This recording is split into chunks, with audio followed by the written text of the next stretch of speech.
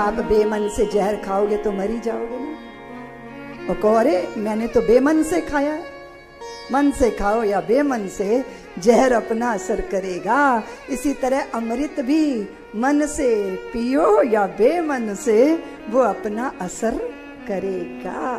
भाए कुभाए अनख आलस हो, ध्रुव सगलानी जपयो यह नाम। ध्रुव के मन में क्या था? अपनी सुतेली मां के वाणी का वाण हृदय में था। ध्रुव को कोई भगवान नहीं चाहिए थे, वो तो अपनी मां से आहत थे। उनको तो अपने पिता की गोदी में बैठना था, उनको तो उस राजश्री का, उस ऐश्वर्य का स्वामी बनना था। उनको तो वो चाहिए था जो उनके सोतेले भाई को प्राप्त था। ध्रुव सगलानी, उनके चित्त में ग्लानि थी। और अजामिल ने तो भगवान के प्रेम में डूब के भगवान का नाम नहीं लिया था। वो तो अपने पुत्र के मोह में नारायण नारायण नारायण बोल रहा था।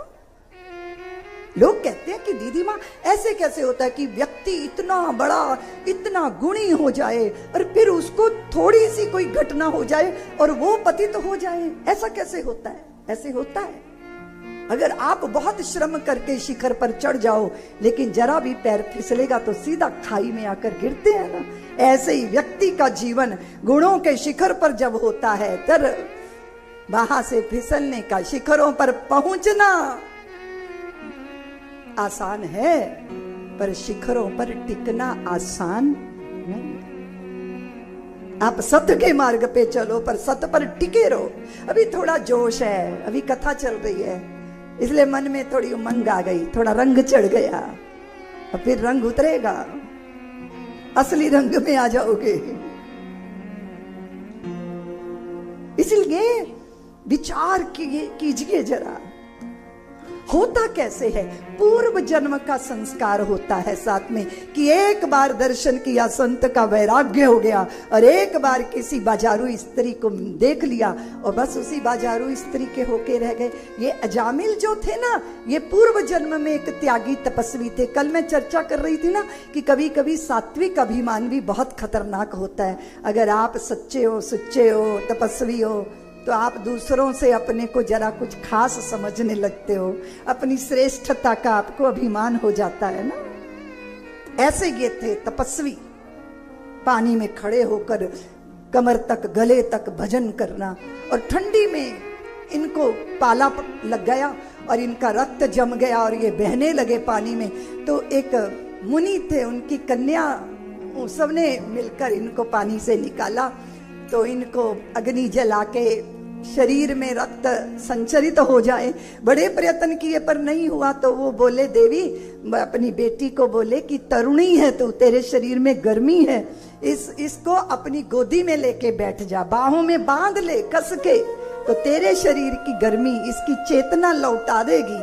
तो उसने मातृभाव से उस महात्मा को, तपस्वी को गोदी में लेके बाहों में बांधा, और थोड़ी देर में उसे होश आया तो अपने को तरुणी की गोदी में पाया। एकदम छिटक के खड़ा हो गया और बोले, तुम बदतमीज, तुम ऐसी हो, तुम पापिनी हो, तुम दुराचारणी हो, तुमने मेरे तपस्वी जीवन का नाश कर दिया। मैंने स्त्री को छूना नहीं था और तू गोदी में लेके बैठ गई, और तेरा पतन हो जाए, तू मर जाए और फिर तू वैश्या बन जाए। इतना क्रोध, सोचिए जरा, ये तपस्या क्या करेगी जो आपके क्रोध पर ही अंकुश न कर सकी।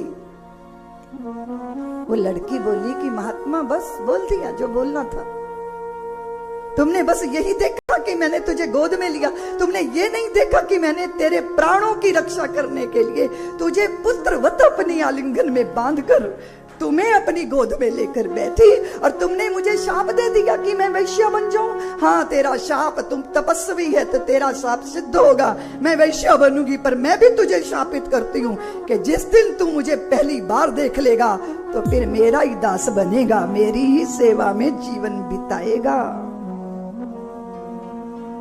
ये है पूर्व जन्म की कथा।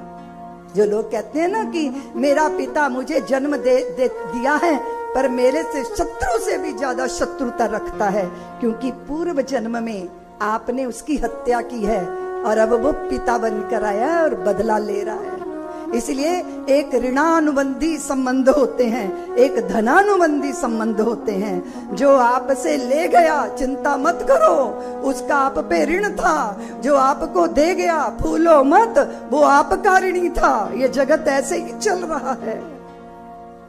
और ये हुआ